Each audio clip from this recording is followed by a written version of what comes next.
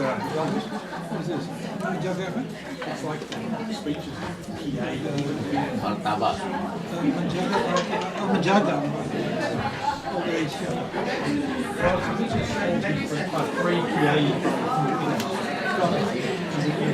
Oh, right.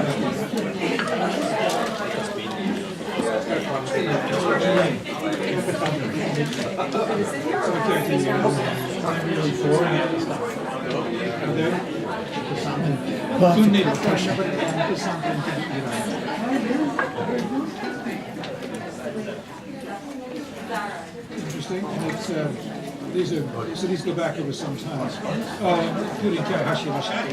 He's back over here. Check. Okay. I think we might begin now. Selamat siang.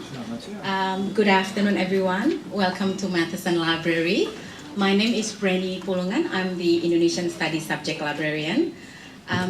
Welcome to the second session of Monash Indonesian Discussion Series, which is a collaboration between Matheson Library and the Monash Hafid and Indonesian Engagement Center. There's a few things that I would like to say before we begin our session today. If you haven't seen the Indonesian collection, we are running the tour again at the end of the session. For today's seminar, I've collected some of the collection, English and in Bahasa Indonesia, relating to the topic that we are going to discuss today. I have to admit, Janet, when I did a search about you and the books, making sure that we actually have your book, the latest book, we didn't have it last week, but we do now. So it's available as an e-book. If you go to Monash catalog and search for Janet Steele's book, it should be there. The second thing is some of you might have already received a call for papers for Monash Hafid Conference 2019. So have a look at the email, or if you haven't received the email, talk to me, talk to Bu Anita or Pak Ariel about the conference in October 2019. Lastly, I think part of the goal for us having it in the library is actually to promote our Indonesian collection, which is, as you know, is one of the most comprehensive Indonesian collection in the world. So I'm more than happy to take you, if you haven't done and see the collection yourself. It's located on level 1, the general collection, and the special collection is located on the lower ground. I think that's probably it from me. I'll hand it over to Pak Ariel Herianto to introduce our speaker today. Thank you. Can I use the mic? Oh, yeah, of course. That's better. I turned it off because of the feedback. It's just a great pleasure to welcome Janet to Monash, to Melbourne. She flew all the way from New York to Australia to visit a number of universities, and we are one of them. We're so lucky to have you. Welcome, Janet. I also would like to welcome everybody else here, but particularly we have very distinguished attendees this afternoon. I'd like to mention a few who were key figures in the past Center for Southeast Asian Studies when I was still a student here, and Indonesian Studies was at the height of its history. We have here today Murray Cliff, we have Pam Sawyers, we have Barbara Hadley, and our latest convener is Julian Milley. Thank you so much for all you've done in the past. We simply have to build on that. Those are the years that I felt was the golden years of my student days. And of course, our center's commitment today is to making the younger generation of students, like that table there in here, to tell their friends and their colleagues and their children 20 years down the road that 2019 is their best years at Monash University. This is our commitment.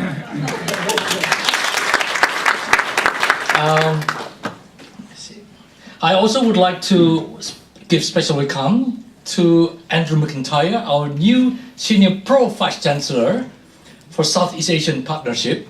He's sitting there. He used to be my dean at ANU before he came here. Thank you, Andrew. By the way, Andrew has a very special connection with Indonesia, academically and as well as professionally. I would also like to welcome Joe Lindsay, our chair of the Center's Advisory Board. Thank you, Joe. In case you have not done so, I need to remind you. Yes, I would also like to welcome, definitely, thank you for reminding me, Pak Albert from the Consul General. Please also convey our salam to Ibu Speaker.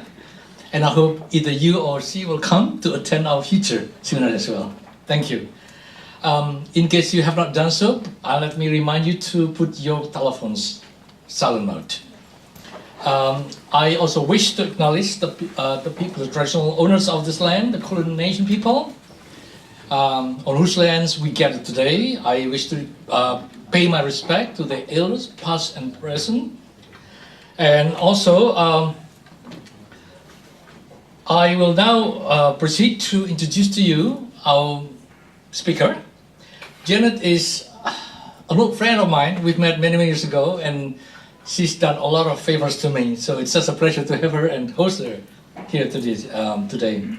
She is an associate professor in the School of Media and Public Affairs, as well as director of the Institute for Public Diplomacy and Global Communication at George Washington University.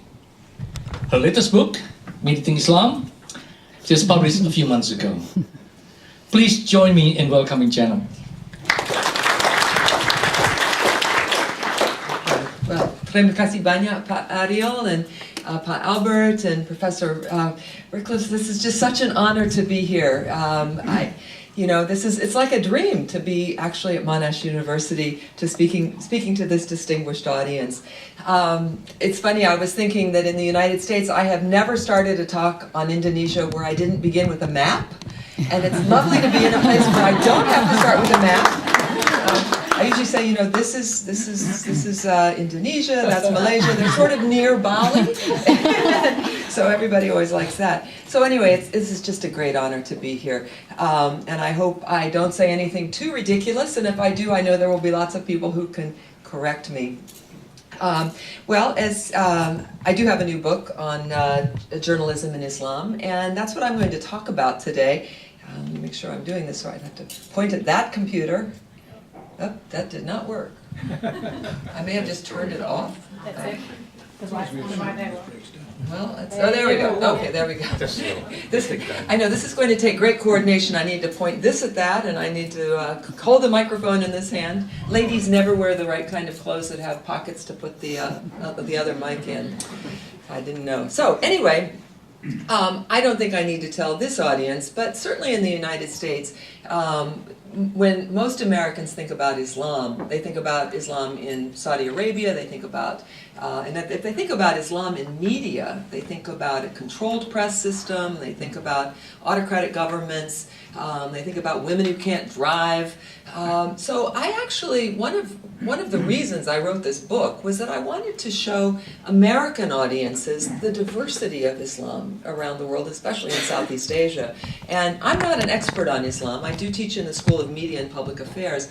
I'm an expert on journalism. So what I'm going to talk about today is journalism in Islam and what I observed at 5 different publications, 3 of them in Indonesia, 2 of them in Malaysia. And I want to say right off the bat that I do not say that all of the publications that I talk about practice Islamic journalism.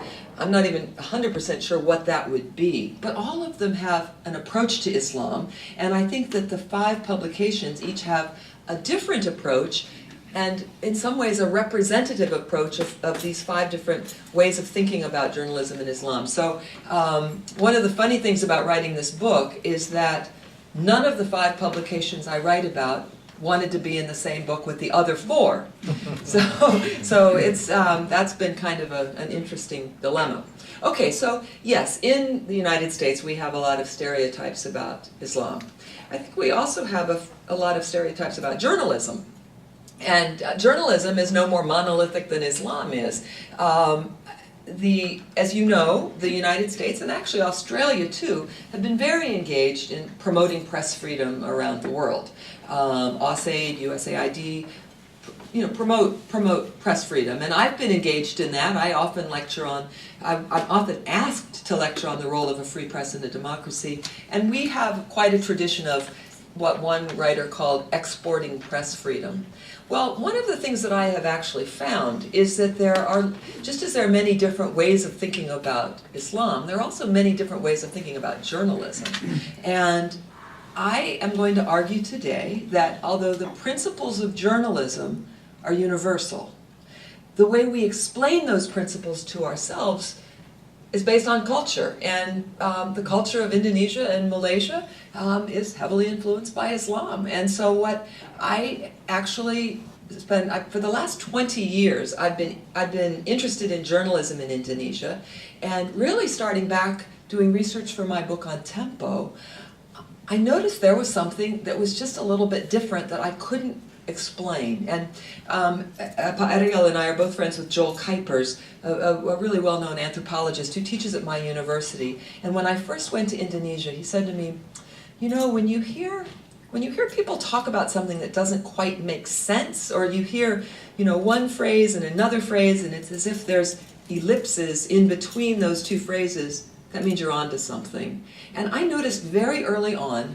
that Indonesian journalists talked about justice all the time and didn't talk that much about freedom. So that was something, and in fact, Ahmed Sahal, who was at that time at Utan Kayu, he even said to me, he said, you Americans are always talking about freedom, but for us, justice is more important. And I kind of put that away in the back of my mind. I was trained as a historian, and historians, I think, like journalists, are inductive thinkers. We look at pieces of evidence and we see patterns, and I thought there's a pattern here that I don't fully understand, and someday I'd like to learn more about it. Okay, so what are these principles of journalism?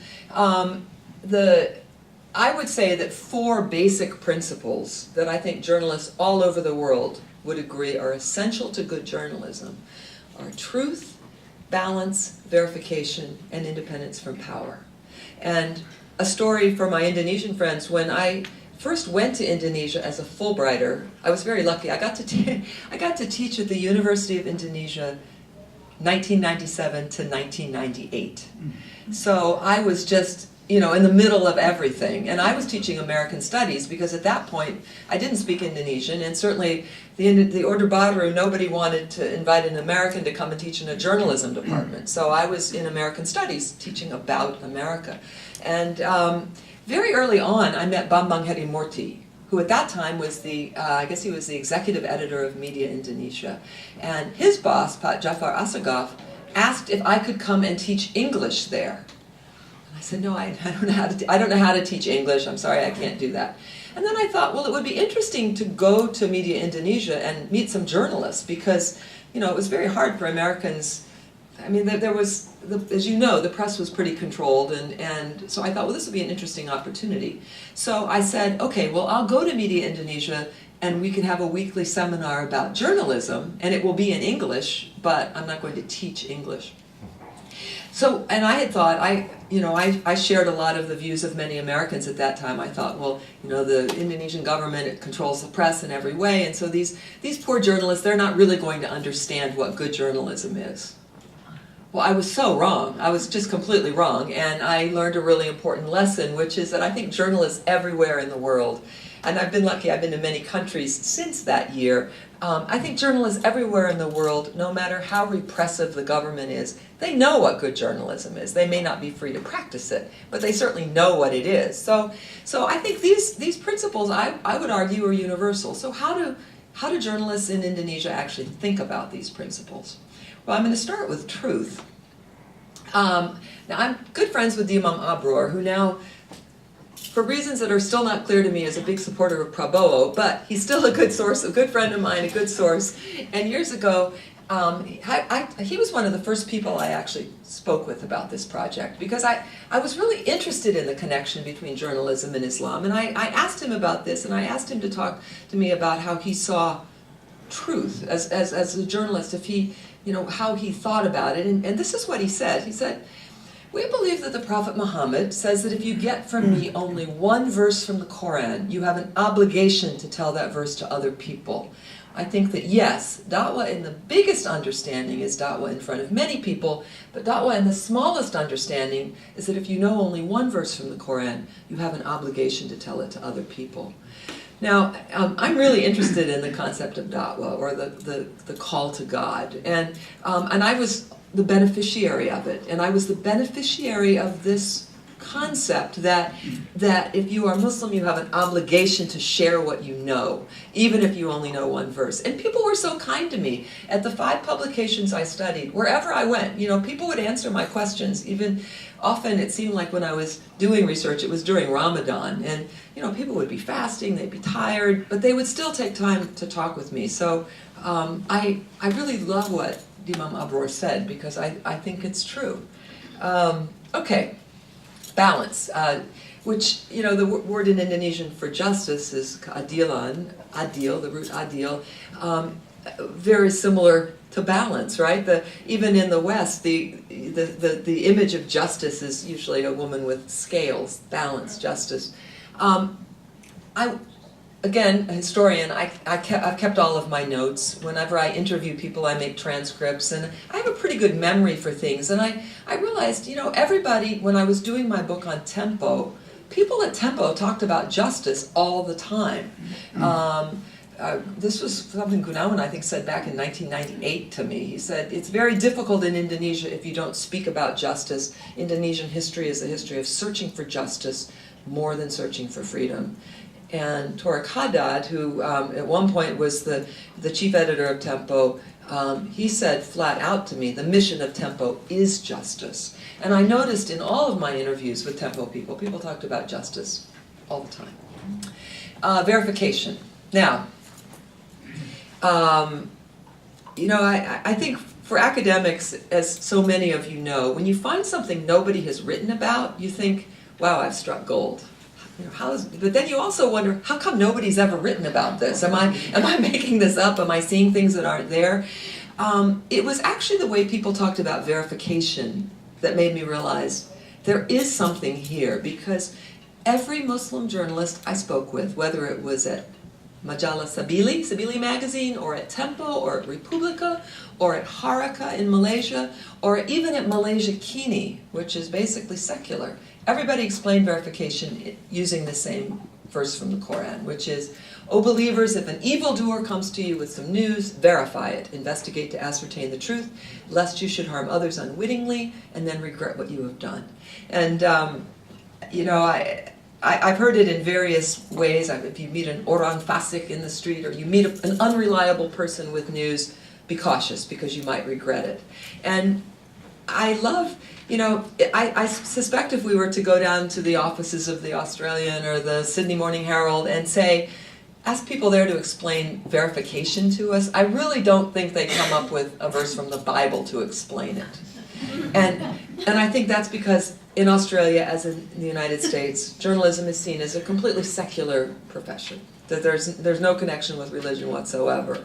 Well, I think that in Indonesia and Malaysia, for Muslims, I think, Islam is a way of life, and I think there are connections between journalism and Islam. So that's what I wanted to explore.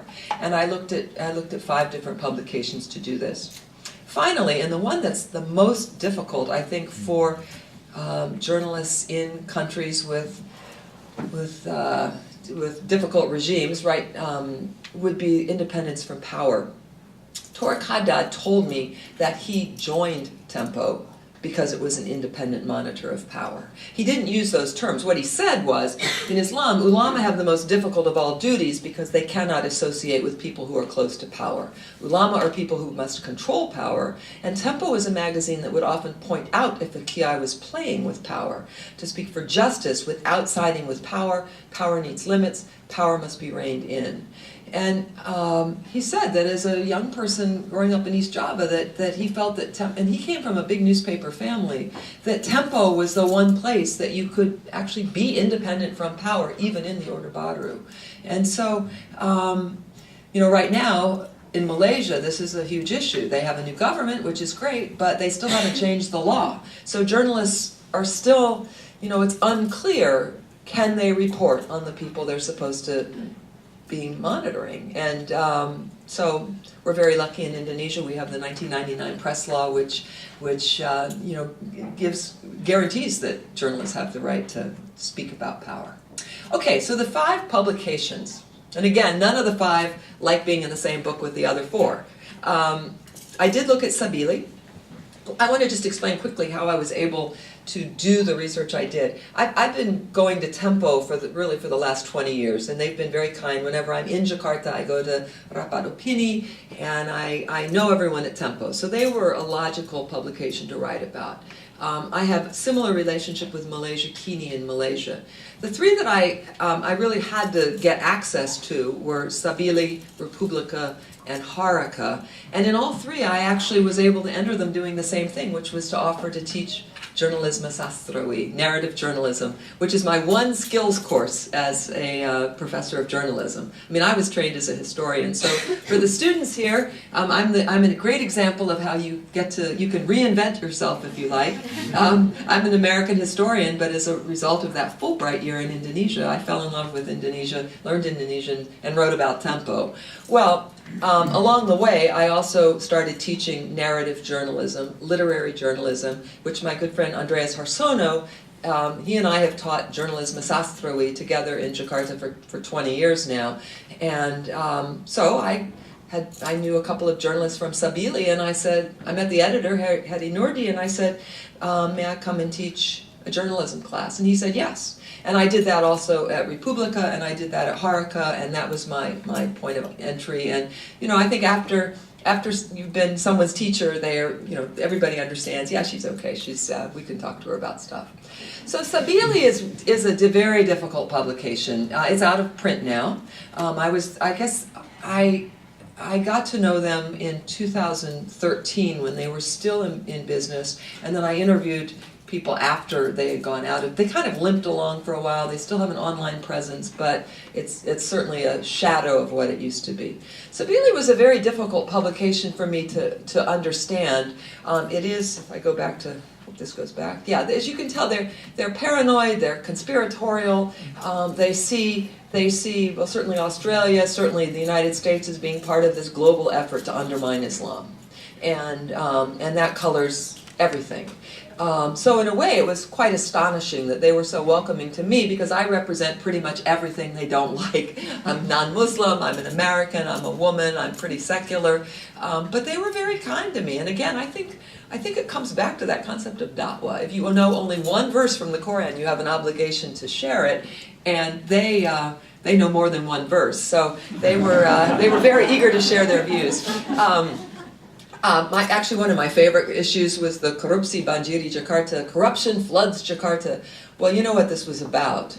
This was about car-free night and the New Year's celebrations at Monas, which, according to Sabili, was why God allowed Jakarta to be flooded in January. And I told my friends at Malaysia Kini that, and they said, who was their source on that one? But yeah, so they're quite conspiratorial about everything. They didn't like the gender law. Let's see, I guess that one issue is about Benghazi, and then of course the issue of Palestine. Back to my picture of Heri Noordi, you can see he's under a banner, Indonesia Tanpa JIL, Jaringan Islam Liberal, Indonesia without the Liberal Islamic Network. Tempo, the Jaringan Islam Liberal is somewhat connected to Tempo through people, actually through Gunawan Muhammad, among others. And it is the enemy of Sabili, because they see Jaringan Islam Liberal as being part of this kind of Western conspiracy to undermine Islam. According to the last editor of Sabili, Imam Muliatman, these are the 5 main topics of Sabili, which this is according to them. Deviant sects, especially Ahmadiyya. They don't much like Shiites either. Liberal Islamic Network, Jaringan Islam Liberal. Many of you know that Sabili popularized a lovely term that was made up by the by the Ulama Council of Indonesia. It's an acronym or a singkatan for secularism, pluralism, and liberalism, which, if you jam it all together, comes out as Sipilis. So Sabili, and that's intentional, of course, and so Sabili devoted itself to wiping out the virus of Sipilis. So apostasy, Christianization, and international issues.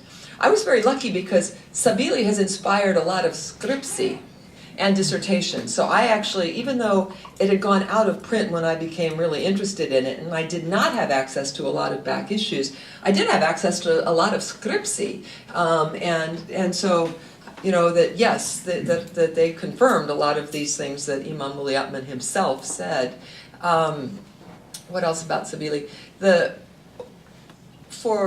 I know we have a couple of people who study journalism here. When I teach narrative journalism, I always say, you know, to take your weakness and make it your strength.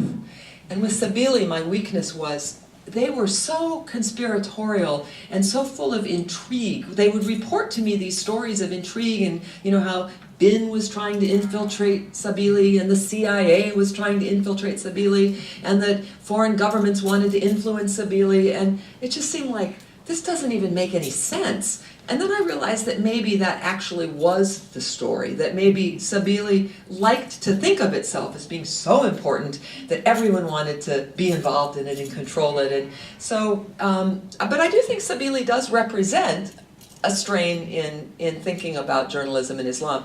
And actually they have quite a, Heri Noordi, who studied at Lembaga Pers Dr. Sutomo, the Dr. Sutomo Press Institute, with Pa Atma, felt that he had actually developed a kind of theory of journalism in Islam, which was interesting. I mean, Sabili would say things like, they actually saw themselves as providing a balancing voice to Tempo.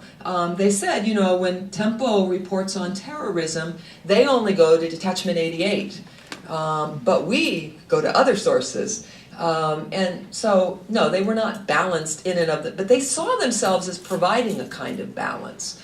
Now, they weren't always true to their own principles, but they did have a kind of a full-blown explanation of journalism in Islam. And they're the only publication that I wrote about that actually said they were doing Islamic journalism. Okay, political Islam. One of the publications that I found the most interesting was Haraka in Malaysia. And I know that here we're in the world of Indonesia, but Haraka is very interesting because it is the newspaper of the Islamist party PAS, the All Malaysia Islamic Party. And now, everything in Malaysia has changed after the election. PAS used to be part of the opposition coalition along with Anwar Ibrahim. They have split off, and there was in fact a big split in PAS between the so-called ulama faction and the so-called professional faction. Well, all the journalists that I knew at Haraka were part of the professional faction, and they've all left. They're now in the party Amanah. So it's a little bit confusing. But just as similar to Indonesia, I think there's an aliran, a strain in thinking about Islam in Malaysia, and the journalists I knew at Haraka do represent that, and probably eventually they will reformulate, they'll reform, that the parties in Malaysia are always shifting. This is Zulkifli Sulang, the editor of Haraka. He was the editor of the print edition and also Haraka Online. And this is Ahmad Lutfi Othman, who was the editor of the print edition. Now, there's a tremendous connection between Haraka and Reformasi in Indonesia. That Lutfi, he was a big admirer of Tempo, and at one point he left Haraka.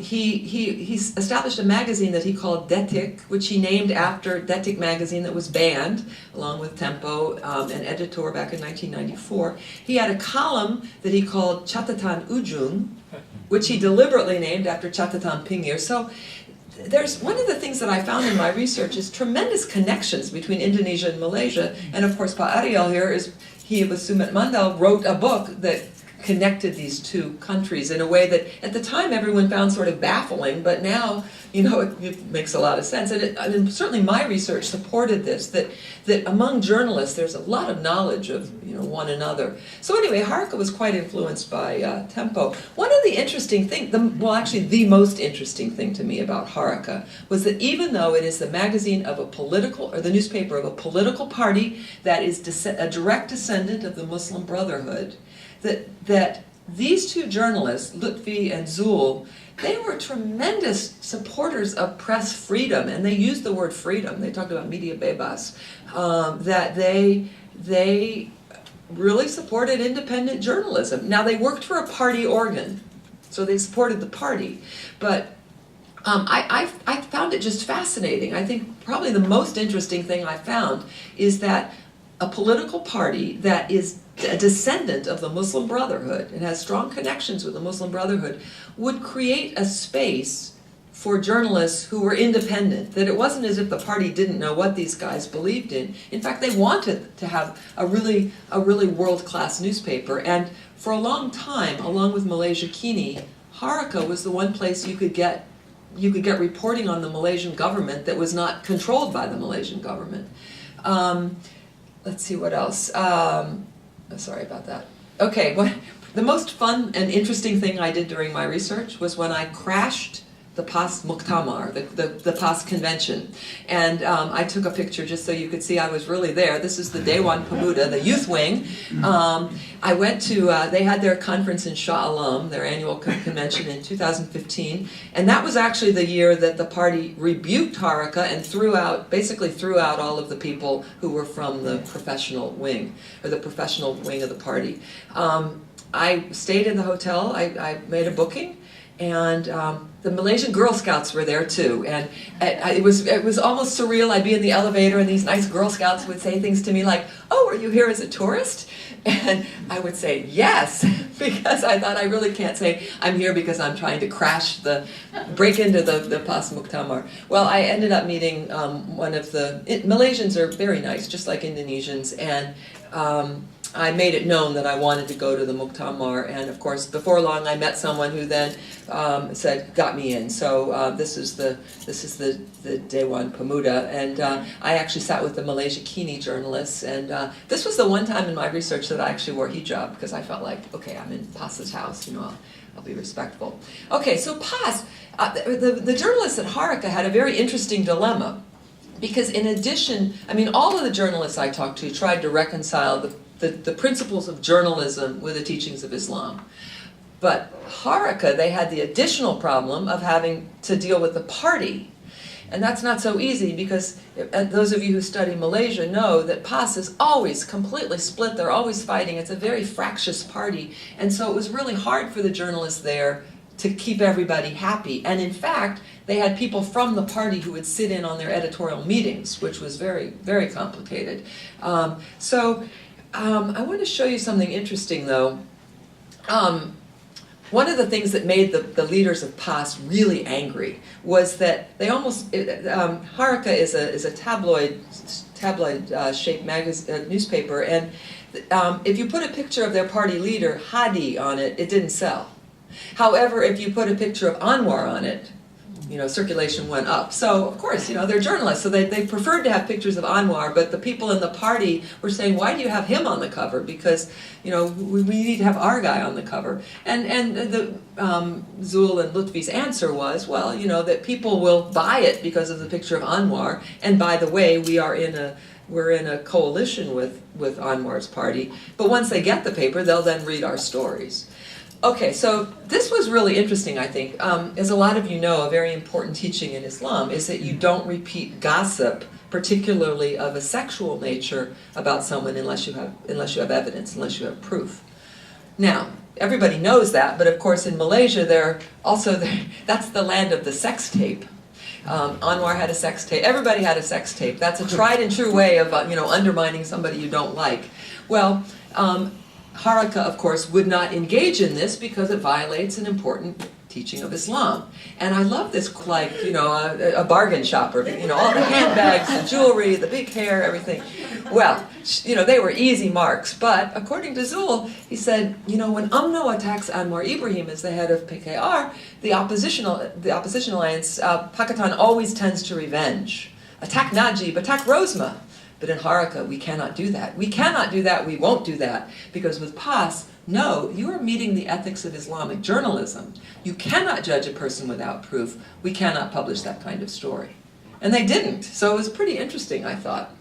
They did tell me when they put in photos of leaders from Pakistan's party, including women who didn't wear hijab, they said, yes, we would just put one on her, which I thought was interesting. So how'd they do that? All right, so that's Haraka. Now back to Indonesia. Okay, Republika I find quite fascinating. This group I know knows all of this, that it was established in 1993 by ICMI. It was in some ways a creature of the Order Baru. Certainly Suharto smiled upon ICMI. ICMI wanted to have a newspaper. They ended up buying the Siup of Berita Buana, which, again, interesting connections. Berita Buana had a bunch of journalists, ex-Tempo journalists, who left, including Ferid Gaban. He was one of the Berita Buana journalists. So ICMI got their Siup because it was very hard to get a permit to publish, permit to run a printing business. So they bought the existing one, and it was operated by ICMI until after the fall of Suharto, in which case, you know, they needed a new owner, and it was sold to Mahaka Media, which is run by Eric Torrier. Pa Eric, who I interviewed, very nice guy, and he was very proud of the fact that he said, you know, we dispelled the myth that Islamic media is a poor place in which to advertise. Now, one thing that I find really interesting is that a lot of my friends at Tempo said, oh yes, we used to read Republika all the time. In fact, I bet there are people here who used to read Republika all the time. They actually liked it better during the ICMI days. Because even though they couldn't report on political developments, they could report on Islam, and they did so in they had a supplement on Friday called Dialogue Jumat, which was quite astonishing. You know, it was really a digest of analysis and articles about Islam around the world, and they had lots of different writers. They had Shiites, they had feminists, they had Americans, even probably a few Australians. It was quite a thing. After Republika was sold to Mahaka Media, that whole group of intellectuals left. In fact, when Republika was established, Tempo wrote a story about Republika in which they talked about Islam cosmopolitan. And the Republika group in the ICMI days was very proud of what they described as Islam cosmopolitan, which they said was more open, it was more willing to consider different ideas, you know, kind of discussion of ferment in the Islamic world. All of that changed after Mahaka Media bought Republika, and that whole group left. Well, guess where a lot of them ended up? At Tempo, which is something I think many Indonesians don't realize, that when Tempo, in 2001, they established Koran Tempo, their newspaper, and Tempo journalists, the magazine writers, were always a little bit snobby about newspaper writing. And also, it's a different skill set to be a daily journalist. So Malela Mahagasari, who was the new editor of Koran Tempo, he needed a bunch of people who could be good newspaper journalists. Meanwhile, this whole group had kind of, you know, they weren't very happy with Republika, so he hired 18 of them. 18 of them. So basically, Koran Tempo in the early days was written by journalists who'd been at Republika. And as I remember, I went to a New Year's Eve gathering, and I asked, Bambang Hedimurti was telling me about Islam Cosmopolitan, and I said, well, where is that now? And he said, mereka pindah ke Tempo semuanya. You know, they all went to Tempo. So that's a very interesting connection, I think. So what about Republika today? Well, I think now they don't like it when I say this, but I think they basically pander to their market, which is a kind of mainstream market. And actually, I got this from Nasian Masha, who's a really nice man, and he said to me, he actually used this phrase, he said, like toothpaste. each media has its own segment, and Republica serves the Muslim community.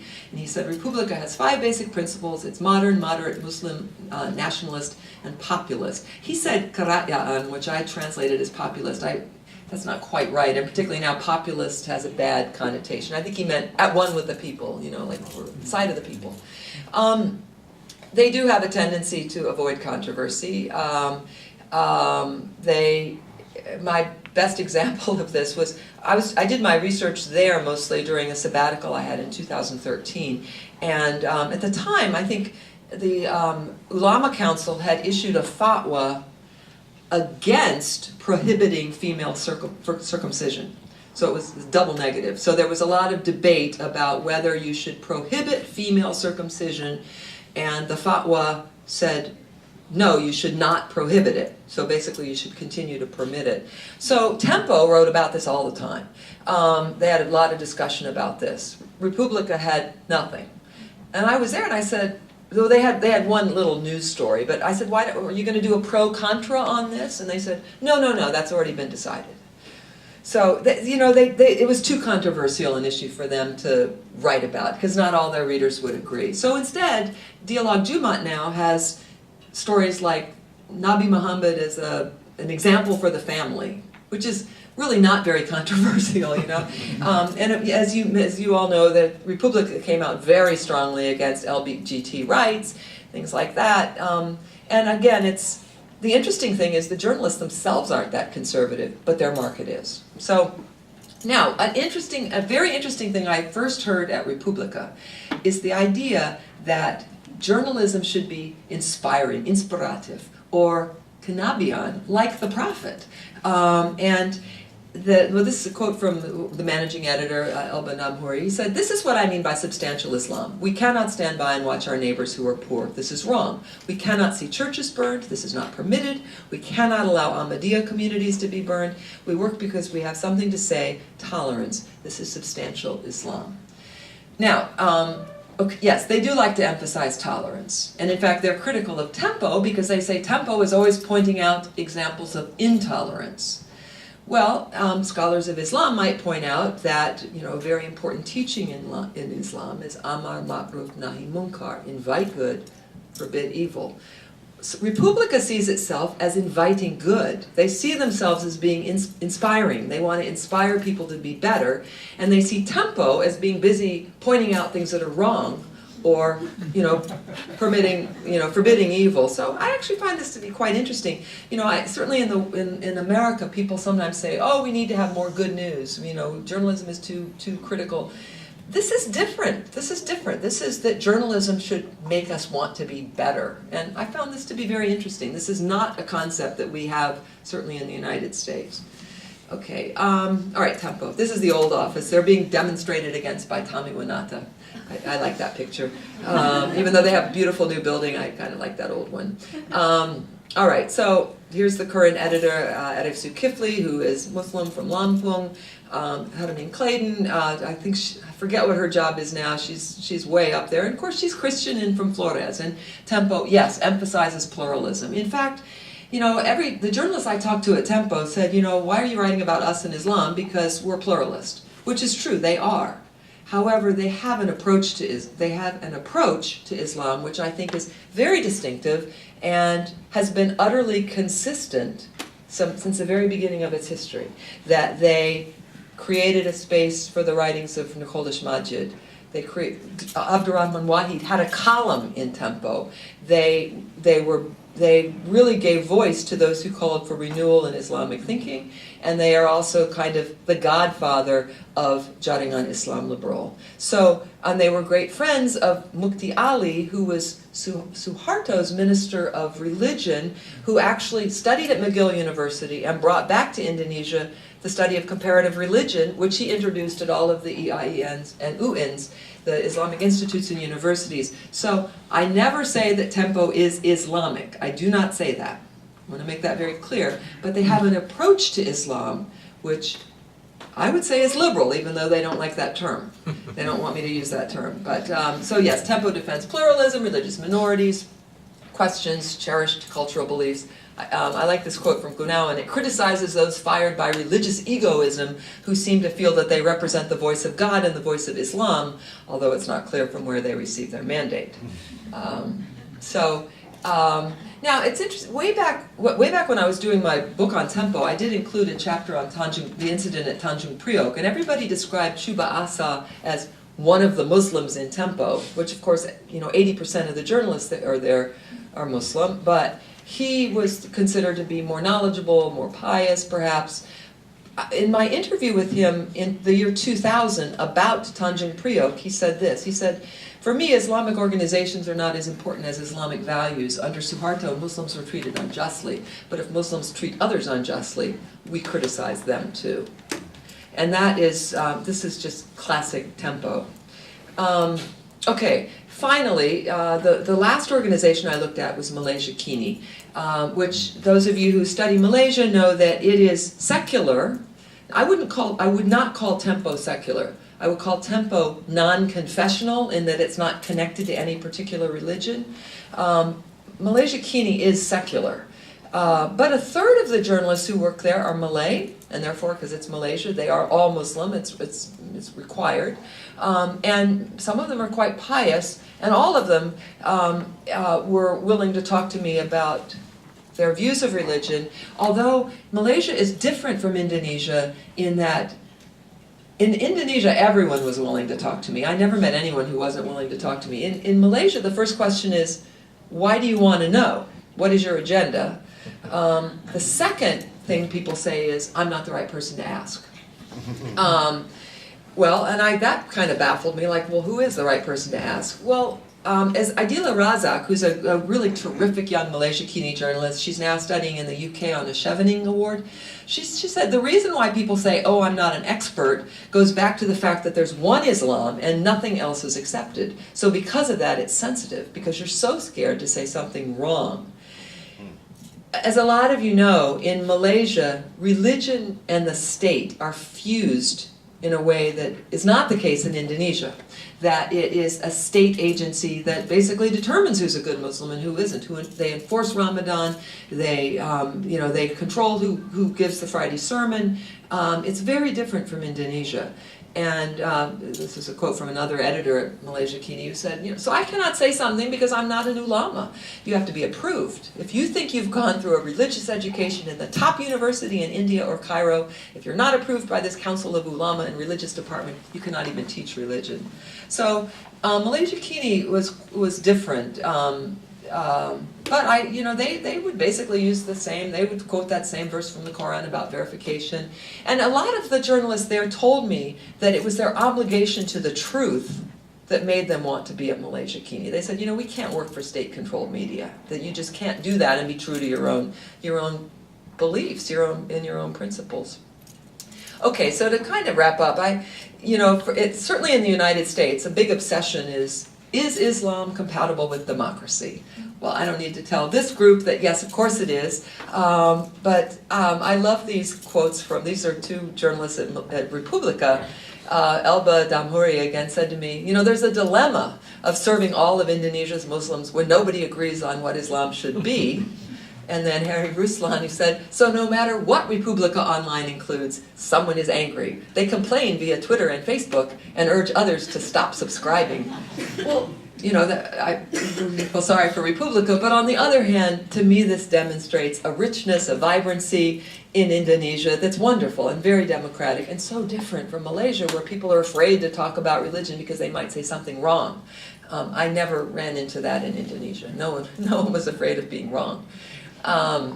Okay, now my argument here, and this is the big takeaway. And Edif Zulkifli, the current editor of Tempo, when he was in university at UI, he was in the Tarbiyah movement, which is something a lot of people don't know about. This was the student movement, you know, they had study groups, you know, this is again connected to the Muslim Brotherhood, and Arif was part of that. He actually, he left that movement, obviously, and which he attributes to Tempo and to Gunawan, the influence of Gunawan, you know, the idea that truth does not reside in any one room, much more pluralist. But I was interested. I interviewed him several times, and I wanted to know, do you see any connection at all between Dawah and what you did as a student and your role now as a journalist? And he said, no, absolutely not. There's no connection at all. So, okay, now this is again for I know there are a couple of journalists back there. A trick that I learned from the great American writer John McPhee is that when you're interviewing people, sometimes if you ask somebody a question once, they give you a kind of glib answer. Then you ask the same question again, and they may give you a better answer. And if you ask the question a third time, they may think you're not very smart, but they'll usually give you a real answer. And this was the, you know, I think I did ask Arif 3 times. Are you sure there's no connection? And he was quite irritated with me, and this is what he said. He said, I believe that I'm in this world to gather goodness, to invite goodness that I will need as a supply of good things when I die. This is very Islamic, yeah? I have to do lots of good things or invite good and forbid evil, Amar Ma'ruf Nahi Munkar, so that later when I die, it won't all have been for nothing. I believe in life after death. I believe that each person will be held accountable. I am perhaps not a good Muslim in terms of having a ritual. I'm not perfect in that regard. But I believe that what I write, what I report, what I have done for Tempo are good things that I can be proud of after I die. And this is from someone who says there's no connection whatsoever between journalism and Islam. No connection, no connection. Okay, so basically I argue that, yes, good journalism is good journalism, and no, Tempo does not practice Islamic journalism. But I still think there's a kind of Islamic idiom. There's a use of language, there's a way of thinking about things that is just different from the American model, which is completely secular. And I think this is very interesting. And I think that right now I run this small institute, certainly not a wonderful center like this, very small institute, Institute for Public Diplomacy and Global Communication, and we, you know, a lot of people who want to be diplomats study with us. And I've learned some very interesting things, including that if I were advising diplomats, even Australian diplomats, I would say when you go to majority Muslim countries, don't ask your speakers to give a lecture on the role of a free press in a democracy, because those words are really problematic, especially if you're an American, right? Free press, democracy, you know, everything is problematic. What I think you should talk about instead is the role of independent media in a democracy, because freedom is not really an Islamic concept, but independence is. I find, I forgot, yes, often, you know, when I would talk about the role of a free press in a democracy, people would say, you know, we don't want your kind of freedom. We don't want cartoons of the Prophet, and we don't want pornography. And, you know, the thing is, you know, my view of pornography is really irrelevant to whether or not I think that media need to be an independent monitor of power, and that's the real concept. And independence, you know, the idea that the best form of jihad is a word of truth to a tyrannical ruler. That's an Islamic concept. Independence from power is Islamic. Freedom may be more problematic. So back to journalism and democracy. This is a young woman in my, I have an apartment in Kuningen, and this is our polling station behind the Puri Casablanca. And this is Zakia Koya, who is the sister of Latifa Koya, who's one of Anwar Ibrahim's lawyers. She is not liberal, but she supports pluralism. She's very tolerant. She's not liberal at all. So basically my argument is that there are different roads to doing good journalism. Good journalism is the same everywhere in the world, and I think it behooves people like me, Americans, to understand that there may be different ways of doing good journalism, and that our way is not the only way, and it may not even be the best way, and that before we start exporting our views, we need to be kind of at least more sensitive to the people we're talking to, which comes to my last slide. Those of you, my Indonesian friends who know Andreas Arsono know he's a big supporter of Bill Kovic and the Sembilan element journalism. The ninth element is journalism's practitioners must be allowed to exercise their personal consciences. And I think this is very similar to the teaching that whoever sees a wrong and is able to put it right with his hand, let him do so. If he can't, then with his tongue. If he can't, then in his heart. And that's the bare minimum of faith. And the first time I ever heard this was from Arif Budiman, who I interviewed in the year 1998 about tempo. Actually, it was 1997. Tempo was still banned. And he said to me, he was at Utan Kayu, and he came, and he was very kind. I interviewed him twice, and he said, we have a teaching in Islam that, and he said this, and he said, tempo is the voice of their hearts. That we can't, that people who don't like the order Badr, they don't feel like they can really do anything with their hands or with their words, but they can read tempo and it's the voice of their hearts. So I think this is very similar to the idea that journalism's practitioners must be allowed to exercise their personal consciences. And where this resonates the most? I've taught several classes at Bernama, the national news agency in Malaysia, and under the previous regime, often young journalists would say to me, how can we be true to our own principles when we have this government that's so restrictive? And so I would say this, and that made sense. Maybe you don't want to cover Parliament or Rosma, but you can certainly write about education or health or other social issues. So that's all. End of my ceramah. Thank you very much.